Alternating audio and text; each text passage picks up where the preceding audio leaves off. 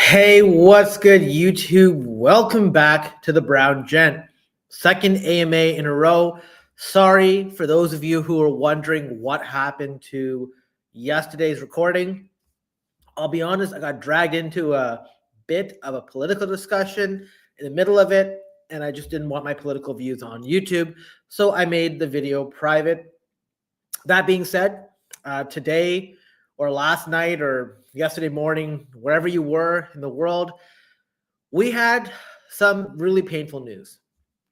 And this was the outcome of the trade wars that are going on with the US, but also we saw it in the structures of the charts. In fact, on the live stream yesterday, for those of you who tuned in, you saw the exponential 50-day moving average breakdown on Bitcoin. And I remember saying, this is going to be bad if we don't come back above it. We saw some horrible nukes. I hope that many of you did not get hurt. I'm going to put the music on. I don't know why it's off.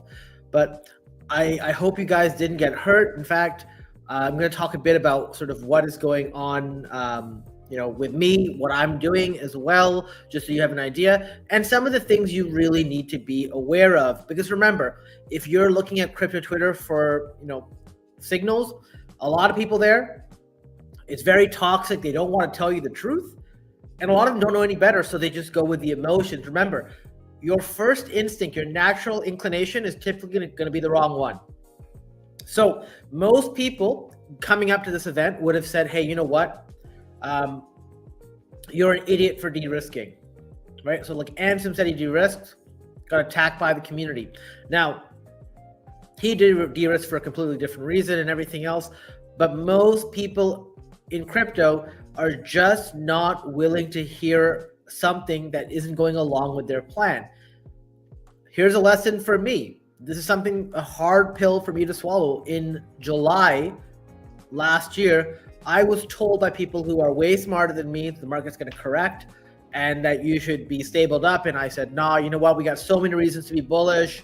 We're coming into Q3, Q4. Things will be great. And then I wasn't underwater, but I gave up a significant amount of gains. I had to wait until November, December to get all that and more back. Same thing happened right here, right? So you have to make sure that, look, you don't have to like something, you just have to listen, and then you can decide what you want to do. Because remember, nothing I say is financial advice, and nothing anyone else says is financial advice, right? Everything's on you. You buy, you sell, you make money. It's your profit if you make it. It's your loss if you take it, okay? So with that being said, if you haven't already, hit the like button, share the video, subscribe to the channel, follow me on whatever platform you're on, if it's on YouTube or on Twitter. Appreciate the support, and let's get into it. Now, as always, make sure you're following me on Twitter if you're not. I think I mentioned this. My wallet on DeBank, which I did load up some stables yesterday to pay off some loans. If you've been watching my wallet on DeBank, you'd know exactly what my moves have been so far. Or you can always join the Web3 Secret Society. We got another 11 days left before the price goes up to $50 a month. All existing members will be grandfathered. Or if you want extra coaching, guidance, and support, you can get a private video call. All that stuff is linked below. Now, taking a look here, Bitcoin, ETH, Sol, this doesn't really show a clear picture. So maybe I will show you this one. This is a picture from wasn't really last night, but this is like 6:09 a.m. in Dubai. I believe at 5:30 a.m. in Dubai, Ethereum was sitting at 2100. We saw some incredible capitulations. What you guys need to know is there's a cascading amount of liquidations. So a lot of people are using some of their stronger coins as collateral. As the market was sort of nuking, it would cascade and liquidate people out of their positions, selling it. On top of this, one of the bigger institutions liquidated their entire bag of altcoins, sending the market into a sort of tailspin. Now, one of the biggest worries when this happens on the weekend is, we saw futures and we saw this, I was seeing this in the chat with someone. Basically, crypto was like the appetizer, or like that little taste. Futures was an appetizer, and the stock market opening would show us what the main course is if we're going to go down even much lower. The nice thing is we didn't on the opening. In fact, some of the worries about tariffs have been rescinded. But let me tell you something. We've gone through this, dog and pony show before. I want you guys to be aware of something, which is when you have a nuke, and I'm going to go through the charts to show you what I mean. It doesn't just V-shape recover, right? I'm going to show you that in a second. Now, a couple other things. Take a look at the fear and greed index, the lowest we've been since October, right? So post-election, Trump inauguration, whatever, ever since, now we're at the lowest, 39 fear. We're breaking in, right? We went from neutral to fear, and obviously makes sense. Massive liquidation event, right? What's happening now is the markets are trimming the losses because now there's a pause to Trump-Mexico tariffs, but these are all headlines. Remember, headlines are meant to scare you, but the direction has already been chosen, right? The market structure will decide that. So I made a joke about this. If any of you know anything about watches, I went from an AP to a Timex. Should tell you what I felt happened to my portfolio yesterday. Let me tell you something. In times like this, everyone gets humbled. Don't listen to people on Twitter who tell you that they knew that this was coming and they stapled up just in time and they bought the bottoms just in time. They're just LARPing, right? They're just pretending that they know everything. None of these people have humility. Remember, if you're not humble, the market will humble you. I was humbled yesterday. I'll talk about that in a second as well. Taking a look at liquidations, we had like over 2 billion liquid on CoinGlass. But if you see what Benzo wrote, which is basically, look at Bybit and everything, right? It was more than around $8 to $10 billion, right? And the reason is it's hard to send that much information from an API perspective to CoinGlass. And what you really have to realize here is it was so much worse, okay? Now, let me tell you something, and I'm actually going to go to this one at the end, okay? Number one, I'll be honest with you guys, and I'm writing a tweet on exactly what's going on here, but guys, we had this coming. People are gambling in casinos. People are like sending millions of dollars in pre-sales. People are getting scammed by an old man pretending to get hacked. UFD, for example, right? Surprise, surprise. Now everyone's starting to come around to it a little bit more. The reality is there's so much garbage, and the alt season that we've been waiting for is very different than before. I thought this image was very funny. Alt season 2021, you see that guy, the guy with the glass, just 3 cups to fill. 2025, infinitely more altcoins. The reality is liquidity can't just go everywhere. You have to pick winners in this market. The era of just buy garbage and everything goes up doesn't work. So all those projects trying to scam you, like DeFi Kingdoms, right? DeFi Kingdoms will want you to believe that their token is going to go up. So you should be buying it now. And DeFi Kingdoms, even though it's down 99.999%, it can drop another 99.999%. That token is literally that bad, okay? Take a look at Bitcoin. This is Bitcoin on the weekly. Let me just go to the daily and just sort of, actually, let's look at the 1 hour. Let's take a look over here. So you can see over here what happened. This was like around the time we did actually, let me look at daily, because the daily is when I did the live stream and I was showing the sort of break of the 50-day moving average. So this wick happened during the stream yesterday. Then we came down, futures open, and literally just completely went down the entire range, down 91K. Now, when this happened, obviously, Bitcoin is one of the strongest assets in our ecosystem. In fact, Bitcoin has been doing so much better than everything else. Bitcoin at 91K is way above where it started, pre-elections, right? But take a look at what happened to ETH. ETH on the 1 day,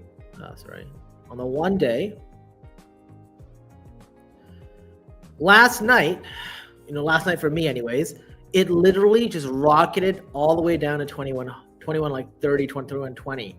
Like the last time we saw this wick is literally back here. August 5th. Now, August 5th, if you don't remember, was the announcement of or the fallout of the Japanese carry trade, right? Where they increased the interest rates to borrow.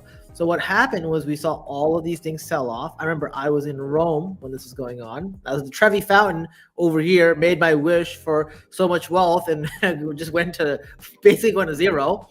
And you can literally see what happens, right? So here's what's going to happen. I'm going to just show you this with ETH as an example. I explained this to the Web3 Secret Society, links down below. But typically when you see a move like this, obviously we would love to just see a sort of V-shaped recovery, right? Like we want to see it just go down, come back out. We're good, right? Like that's it, just like this. Like that. That's not really what happens. What happens, a couple things. Number one, take a look. Where are we? Let me just zoom out. Just take a look back here. While there was a sort of bounce and recover, over the next couple of days, it trended up. And then it sold off and came back in the same area to test that level of support. So a lot of people are up here buying ETH at 25, 26, 2700, telling you it's not over and that we're going to get to the all season right away. Doesn't work that way. I mean, I would love for it to work that way, guys, but I just want you to be aware that this is typically not what happens. What happens is, just so you know, whales aren't able to exit on this on this wick, right? So what happens is people accumulate, let the price go up, and then exit. Then they dump and leave. What you're gonna notice is order books are very illiquid and such at this time, and eventually we will break out and everything, right? This was the key support area we wanted to get to right here, this blue box. We broke through it. We didn't sort of protect it like we did, at the end of January, which was what we needed to happen. We bounced off. We rejected the 50-day moving average once again, and then came back out. So when we broke through this, it was bad. Sorry, just give me a second. Yeah. So we broke through that, and basically that's what happened. And then you wick down. So a couple things can happen here, okay? Number one, we can trade all the way whatever. So maybe it takes a week or something, who knows? And then we come down and test this, right? That's one option. One option is we trade up here and then, break out. That can also happen too. One thing I want you to be aware of as well is, guys, there's a potential that because this is a very weak support, we could come down and break through to this level. And I know no one wants to hear this, to get to Ethereum between 15 and 1600 bucks. Possibility, right? Not saying it's going to happen, but you have to be open to these potentials. So don't just go ham, or at least I'm not going ham buying Ethereum over here. In fact, I de-risked some of my Ethereum because of this. I'm watching very carefully. Once we're above this zone, this is where I'm long. This is where I'm bullish on Ethereum. On this zone right here, 3,000-ish, 3,100 and above. Once we get above this and retest, then I am comfortable. Below that, short term, I'm bearish on Ethereum. I'm just being honest with you guys, okay? Sol, on the other hand, has shown incredible strength. You can see here. Let me just go to the daily. Yes, it did break down here, but it has showed so much more strength than Ethereum. I'm not touching any of those bags, okay?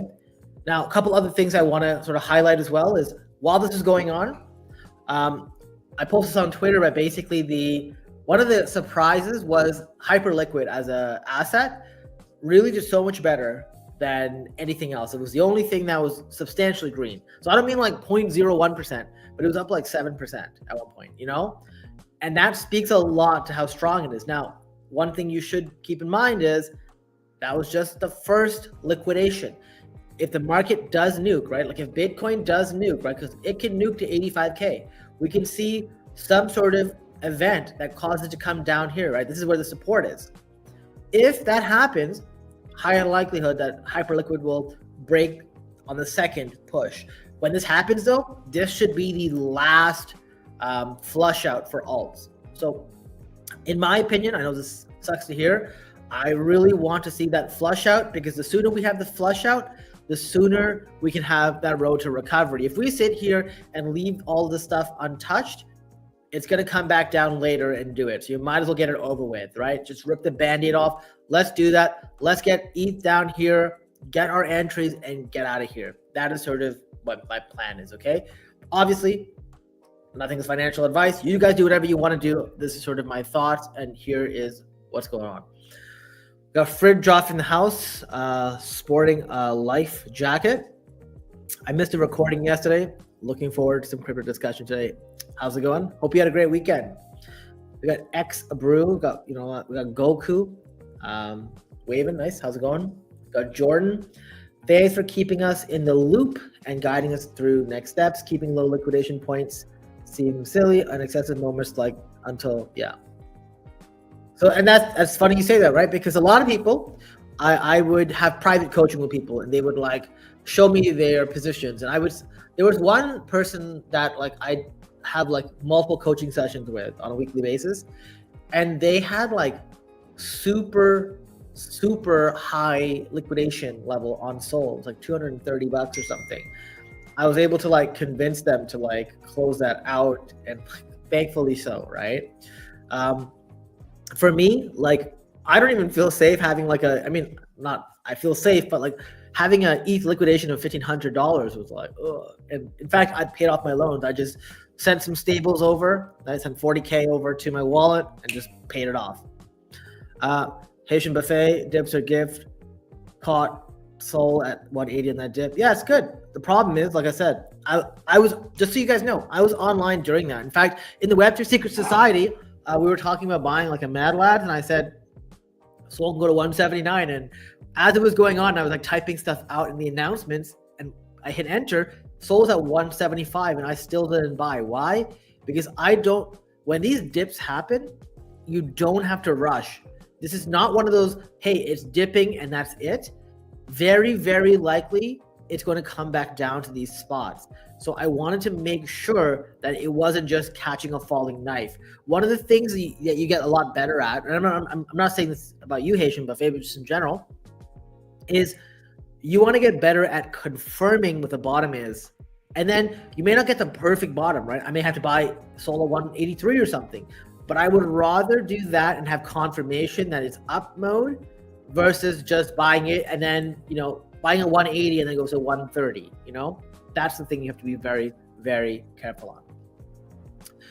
The Sol Tutor, it was a flash that should be the sign for us to maybe concentrate more on the big players as BTC, ETH, and Sol, maybe 90%. So, Vasil, I don't know how many times you've watched me talk, but how many times have I mentioned that you should have the majority of your portfolio in high conviction assets like the majors, right?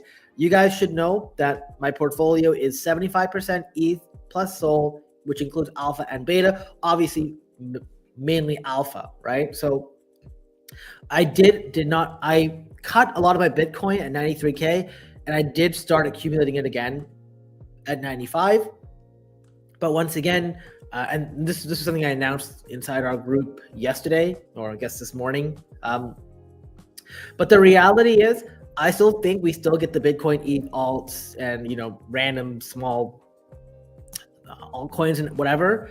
But you have to hedge your risk. It's not just about the liquidity flow, but it's about covering your bets, right? So I'll give you an example. I bought Bitcoin below 20,000 US, right? Almost all my Bitcoin was below that. Sold all my Bitcoin at like 93K, like almost all of it. By doing that, I 4.5x to whatever. But let's say I kept like 30 or 40% in Bitcoin and just held the entire cycle. Well, that would basically cover all my other bets for free, right? Because if everything else went to zero, obviously I don't want that, but Bitcoin, at least its result covered the rest of my portfolio. That's how you've got to look at your portfolio. When you build your portfolio, it's not just buying random coins. A lot of these grifters will tell you to just buy their token. Why? Because then they can sell on you, right? And when I say their token, it's whatever token they're highly invested in, right? So they'll tell you to buy Pippin, or they'll tell you to buy ARK, or they'll tell you to buy whatever. They'll tell you to buy Fartcoin, for example. Why? Because they're already loaded up. They can exit on you perfect, You gotta be very careful. So when you make your bets, make it so you cover the downside risk. So Bitcoin is like the obvious safe play. What's the safest place after that? Well, ETH and Sol. And Sol is, apparently so much more safer than ETH, given what we're seeing, right? So you take a look at it that way. But I completely agree. A lot of people have been focusing more on beta plays, which is like, let me get the meme coins in that thing. So instead of buying Sol, you're buying WIF. Instead of buying ETH, maybe you're buying MOG, or maybe you're buying Pepe, or maybe you're buying like what's another one, like Brett or some other nonsense, right? You want to make sure that you have enough of the alpha, right? The major, the one that's actually safe. And also, it also will give you a lot of confidence watching what BlackRock and big institutions do, which is they're buying it. You know what I'm saying? Jordan, hype is being a freaking rock solid. Exactly. So I do think that Hyperliquid is very strong.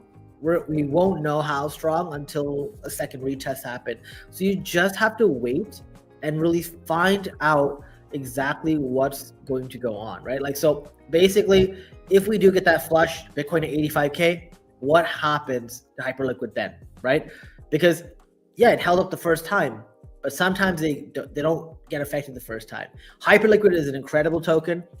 I think it can rival Binance, right? That's basically on-chain Binance. Got tons of great catalysts with like the hype EVM and everything. We'll see exactly what happens, but always protect your downside, right? Some of the ways you can obviously do that is, when we get to the top of the channel, short something, or you could sell something, or you can just, wait for the dip and then buy when it's bottomed, right? Like I said, wait for the retest, buy the bottom.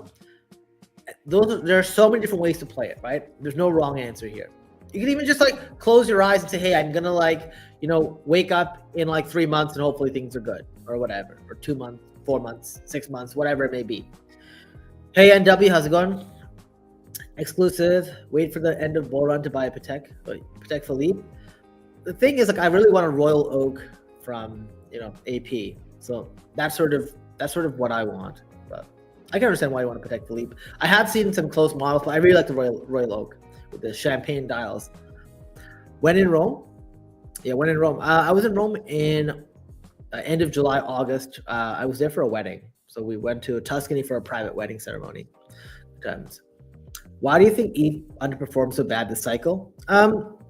A lot of reasons, right? Like, number one, I just think there's been a lot more activity going on in the Solana ecosystem, right? It's a casino and everything. Like, yeah, we have Trump buying, but that's recent, right? Like, there's Trump, what he's doing with the tariffs, it's a very short-term, very negative thing for everyone. Long-term, very, very bullish for crypto, right? Like, if he wants crypto to be the crypto capital of the world as well, right? Like, think about it. Trump got inaugurated. We said Bitcoin strategic reserve, where is it, right? Words aren't enough. We want to see actions. ETF is great. Why? Because ETF inflows are propping things up. But here's what you have to understand. The inflows were mainly going to Bitcoin, and they're not going on chain, right? So that's why there's like a huge dichotomy. Like, take a look at the price of Bitcoin versus ETH. So let me just make sure I refresh this. I can never tell. I guess it's refreshed. So ETH is 2,700, Bitcoin 99K. Bitcoin was like 55K when ETH was 2,700. Do you understand? Like, just take a look at the dichotomy of this, right? Let's go back to November 5th. Bitcoin was 67K. November 5th, ETH was 2,400. So ETH has really underperformed everything. Like, it has not been doing well. I still believe it has a lot of potential, which is why I do believe in it. It's very disappointing. Hopefully, the previous cycles, it was very similar too. Like, everyone was like, oh my God, ETH's doing nothing. And when they were selling and stuff, that's when ETH rocketed. My lending position got liquidated too. Sorry to hear that. 10-10 line, was it on Aave or Community Finance? Because Community Finance, you don't get hurt as much, right? It's just a small fee. Hey Stango, good morning. For real, just rip the bandit off, right? A lot of people are like, no, we need to go up. No, guys, we need to get this over with. We literally need to let this run. And if we keep doing this, we're going to range bound and waste time. I want to just get out. I got some Sol 178. Nice. here's the thing. The SOL you got 178, you may want to consider taking some profits there now that what is it, 207, 210? What is it, 207? Yeah, I might consider doing that. Are you still buying 1 ETH a day below 3,500? I was until yesterday. Yesterday was the last day I did it. I will not be doing it right now, only because of what's going on, right? So, And this is actually it's a good question you asked, because this is something that people struggle with understanding, and something that I used to struggle with too. Like, it makes no sense logically. Well, if you're gonna buy ETH over like 3,100, why would you buy it below? The problem is above 3,100, it's more safe in the sense of, okay, we test, we keep that support. Market structure is bullish. If we're in the other side, the market structure is bearish, which means we have a lot more downside. That's sort of why, right? So at this stage, I will not be buying ETH. In fact, I have an allocation I get to buy in Coinbase every day. I used to buy Bitcoin today. Okay. Am I still confident in AI agents? Yes. So I have not been averaging down on chain, and the reason I have not been averaging down on chain, and I sort of mentioned this in the previous video as well as the Web3 Secret Society. On-chain has zero bottom. They can literally like just bottom out completely. You have no idea. And the only ones I would want, or the ones I think will go up, are specific AI agents that like have revenue additions, like, you know, DGen, Ape Trader, which is Trust Me Bros, or look at AI agent infrastructure, right? So like look at Virtuals, AI16Z. Not really so much as a Rebro, but I mean, if they do the rebrand and everything, maybe. So that's what I'm looking at. I think there will be a rotation back, but I'm kind of like putting it out of my mind right now, right? Give you an example, I believe I have over like maybe around 100K that I put into that. So it is what it is. Rag Capital, when you say you are de-risking ETH, no, so just Ethereum. I'm not touching Pepe. I'm not touching any NFTs. I'm just, because it gets very complicated. In fact, Pepe is closer to the bottom. And in fact, depending on how ETH plays out, I may end up using the money that I'm using to de-risk ETH to just buy more Pepe if Pepe goes down, because Pepe is like way closer to like better support. I already mentioned this. I privated it because we had too much political talk. Exabrew, we got a Bitcoin bot here. Nice. Sweet. What do I think of the best NFTs to hold right now? The number one NFT to hold, if you can afford it, CryptoPunk. They've done really, really well. Like, if you look at the NFT pricefloor.com, if I look at that price, out of every NFT, it's the one that's held the best. Pudgy Penguins has gotten massacred. I bought one for 19 something, sold it for 24.5. And then recently I bought it back for 16.8 ETH, and now it's 10.09. This has been doing horribly. Milady apparently is not bad either. There's a lot of people who believe this is going to be the next CryptoPunk. I don't know, but this CryptoPunk is done incredibly well. Just like take a look at the chart. Like the chart on this is incredibly like bullish, right? Like it's just been trading so well since the election, right?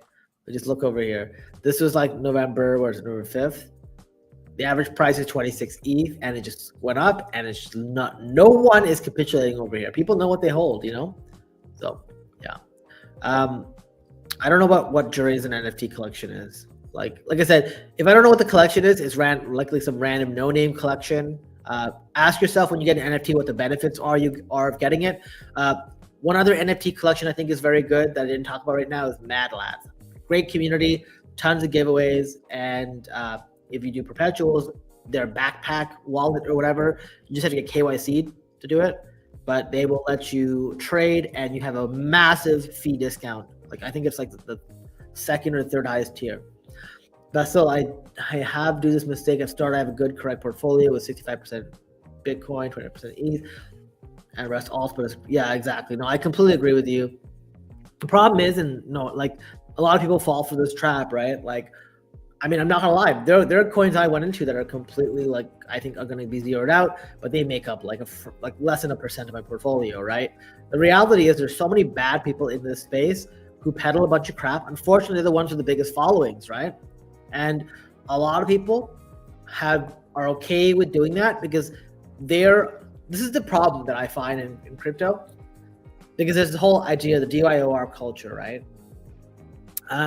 And the idea here is it's okay for them to scam you because I can get in at a lower price and then sell it to you for more. That's what a lot of people do. And this whole idea of hot potato and whatever is why these scammers get away with things they normally wouldn't be able to do. If people were just like, no, we're not going to support you. Like if they treated them how this is a short, annoying fat kid as a bodyguard. I forget his name, but like his meme coins get no traction because no one likes them, right? That's how you got to treat everybody who does this stuff. Go. Appreciate you, Brew. Or was that a Fox? I have no idea. Am I planning to sell in May and go away?